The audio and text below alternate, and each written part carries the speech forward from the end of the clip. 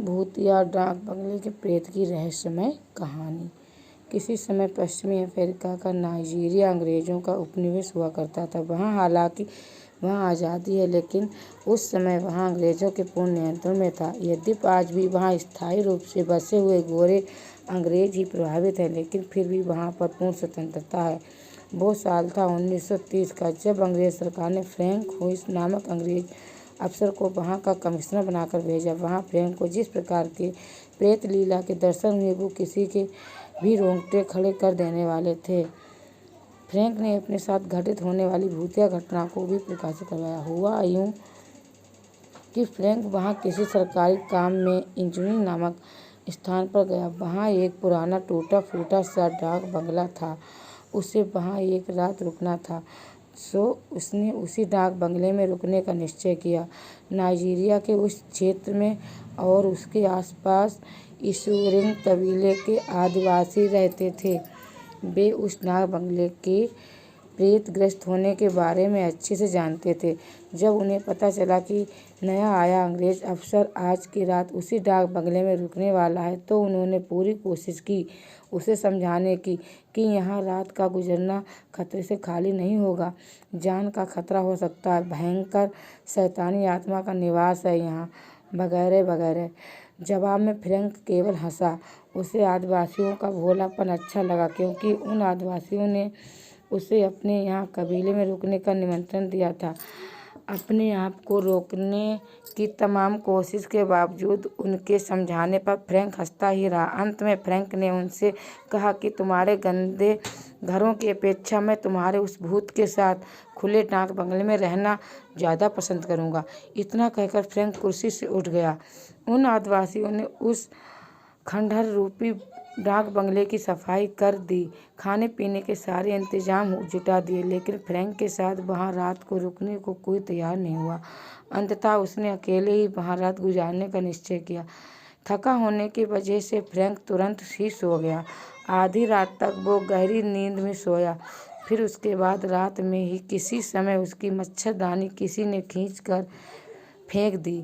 Frank हड़बड़ा कर उठ बैठा। इधर उधर देखने पर कोई नजर नहीं आया, लेकिन बहुत तेज दुर्गंध वहाँ फैल रही थी। फ्रैंक बिस्तर से उठा, लेकिन उसे बदबू का कोई कारण नहीं दिखाई दे रहा था। अचानक से वह दुर्भाग्य इतनी तेज हुई कि वहाँ रुकना बर्दाश्त के बाहर हो गया। इतने में एक तेज हवा का झोंका आया और बंगले की खिड़कियों के शीशे खड़खड़ने लगे, मानो कोई उसे खड़खड़ा रहा हो। फ्रैंक ने लिखा कि उसके सामने उसकी चाय की कप प्लेट किसी ने पलटकर टेबल से जमीन पर गिरा दी। उसे भारी शरीर वाले किसी व्यक्ति के चलने की आवाज़ें सुनाई पड़ रही थी, मानो कोई भीमकाय आकृति का प्राणी इधर उधर टहल रहा हो। फ्रैंक ने तकिए के नीचे रखे रिवॉल्वर को उठाया, गोलियां भरी और बाहर बरामदे की ओर सतर्क कदमों से बढ़ा। उधर बरामदे के एकमात्र खंभे पर टंगी पुराने लैंप की मद्धिम रोशनी ऊपर खड़े आसमान से आते चंद्रमा के प्रकाश से प्रतिस्पर्धा कर रही थी कि कौन ज़्यादा चमक बिखेर रहा था। उसी मध्यम प्रकाश में फ्रैंक हुइस ने अपने से कोई 100 गज की दूरी पर एक भीमकाय मानव आकृति को धीमे धीमे चलकर कदमी करते हुए देखा। उसके हाथ और पैर लंबे थे, लेकिन चेहरा घुटा हुआ और ढका हुआ और कंधे से मिला हुआ लग रहा था, ऐसा मानो गर्दन हो ही ना। फ्रैंक अभी भी नहीं समझ पा रहा था कि वो क्या चीज़ है। उसके पैरों के ज़मीन पर पड़ने से अच्छी खासी धमक पैदा हो रही थी, जो फ्रैंक को साफ सुनाई पड़ रही थी। थोड़ी देर तक सख्त खड़े रहने के बाद फ्रैंक ने उसे आवाज़ दी, लेकिन इसका उस आकृति पर कोई प्रभाव नहीं पड़ा। वध्यवासी में अफसर ने उस पर गोलियां दाग दीं। गोलियों का असर ये हुआ कि वो डरावनी आकृति फ्रैंक के करीब आने लगी। थोड़ा और करीब आने पर अब फ्रैंक उसे देख सकता था। बैठी हुई नाक, बड़े बड़े नाखून, खुले हुए मोटे मोटे होंठ, गंजा सिर स्थित पुतलियाँ, गड्ढों से धसे हुए झुर्रियों वाले गाल एक बड़े ही भयानक चेहरे का निर्माण कर रहे थे। वह आकृति करीब 8 फीट की रही होगी। थोड़ा और करीब आकर वह आकृति रुक गई। अब उनके बीच केवल 5 फीट की दूरी रह गई थी। उसके मुंह से एक हल्की सी गुड़गुड़ाहट जैसी आवाज़ निकल रही थी, जो शायद उसके सांस लेने की आवाज़ थी। अंग्रेज अफसर के पैरों पर मानो बोझ पड़ गया हो। वह एकदम मूर्तिवत सुन्न होकर खड़ा हो गया था। वह ये भी नहीं सोच पा रहा था कि ये कौन है और क्या कर रहा है। गला पूरी तरह सूख जाने पर भी उसे होठों का जीभ फेरने का भान नहीं रहा। अचानक वह आके थोड़ा पीछे हटी और ठीक पीछे गड़े हुए 77 फीट ऊंचे खंभे पर चढ़ने लगी। आकृति के थोड़े पीछे हटते ही अफसर को होश आया और होश संभालने ही उसने उस डरावनी आकृति पर ताबड़तोड़ फायर कर दिया, लेकिन सारी गोलियां आर पार निकल गईं। कुछ ही सेकंड के बाद वह आकृति भी खंभे पर चढ़ते हुए ही गायब हो गई। डरा हुआ फ्रैंक बेतहाशा बाहर की तरफ भागा, लेकिन बंगले से बाहर कुछ ही दूरी पर एक चीख के साथ गिर कर बेहोश हो गया। उधर उन आदिवासियों को इस बात का अंदाजा था कि आज की रात अंग्रेज अफसर पर भारी बीतने वाली थी। इसीलिए कुछ साहसी नौजवानों की एक टीम डाक बंगले के बाहर खड़ी जग रही थी। अफसर की चीख सुनते ही वो सक्रिय हो गए। वे उधर की तरफ दौड़े जिधर आवाज़ आई थी। थोड़ी देर खोजबीन के बाद वे उस अंग्रेज अफसर को अपने कबीले में लेकर आए। फ्रैंक अभी बेहोश था।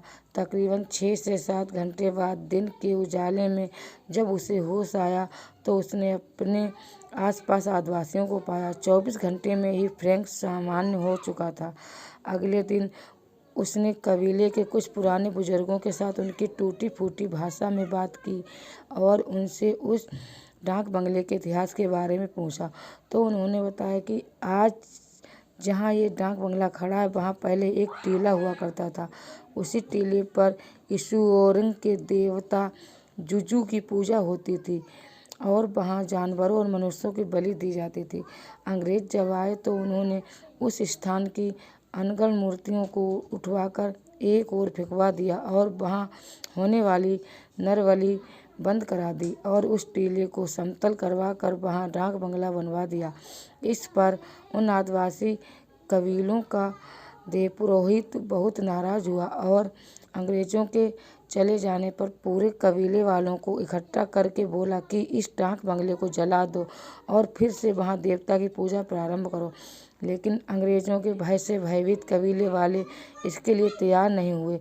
अपनी पूरी कोशिश करने पर भी कामयाब न होने पर निराश व हताश उस पुजारी से उस डाक बंगले की तरफ उंगली दिखाकर उन कबीलों वालों से कहा कि आज तुम लोग भय से मेरी बात नहीं मान रहे हो, लेकिन एक दिन ये डाक बंगला जलेगा और इसको जलाकर राख करने वाला भी कोई अंग्रेजी होगा। ये कहकर वह पुरोहित क्रोध से तो हुआ, पागलों की तरह बड़बड़ाता और मंत्र पढ़ता हुआ उस डाक बंगले के चारों तरफ चक्कर लगाता रहा और अंत में एक रस्सी से उसी बरामदे में स्थित एक लैंप लगे हुए खंभे से लटक कर आत्महत्या कर ली। आदिवासी कबीले के उन बुजुर्गों ने फ्रैंक को बताया कि तभी से उस पुरोहित का प्रेत डाक बंगले के भीतर रहता है और कोई उधर जाने की हिम्मत नहीं करता है। उनमें से एक बुजुर्ग ने फ्रैंक को बताया कि इससे पहले भी एक अंग्रेज अफसर आया था और जिद करके रात को उस डाक बंगले में रुका, लेकिन उसे भी उस प्रेत ने रात भर रुकने नहीं दिया और उसने भी किसी तरह भागकर अपनी जान बचाई। फ्रैंक के उत्सुकता से पूछते जाने पर उन्होंने थोड़ा विस्तार से बताया कि वहाँ ठहरने वाले अफसर आधी रात के बाद एक विचित्र प्रकार की भीषण दुर्गंध वहाँ के प्रत्येक कमरे में निकलते हुए महसूस करते हैं और इस भीषण गर्मी वाले क्षेत्र में जहाँ रात को भी लोग पसीने में तरबतर रहते हैं, वहीं बंगले में रात को कपकपाने वाली ठंड पड़ती है। बाहर हवा बिल्कुल भी बंद क्यों ना हो, लेकिन बंगले के अंदर आधी तूफान भी उठते रहते हैं, जिसकी आवाज़ें कभी कभी वे बाहर तक सुनते हैं। अंग्रेज अफसर फ्रैंक हुइस ने सारी बातों की जानकारी पूरे विस्तार से प्राप्त की और जब उसे उस भूतिया डाक बंगले के प्रेतग्रस्त होने पर पूरा विश्वास हो गया तो भविष्य में किसी और अफसर पर कोई संकट न आए, इसलिए उसने अपने सामने उस भूतिया डाक बंगले में आग लगवा दी और उन सब के सामने वहाँ डाक बंगला जलाकर राख हो गया। धुएं के गुबार में उठ रहे लम्हों में शांति थी, एक मुक्ति की शांति। तो दोस्तों, आपको हमारी कहानी कैसी लगी? Thank you.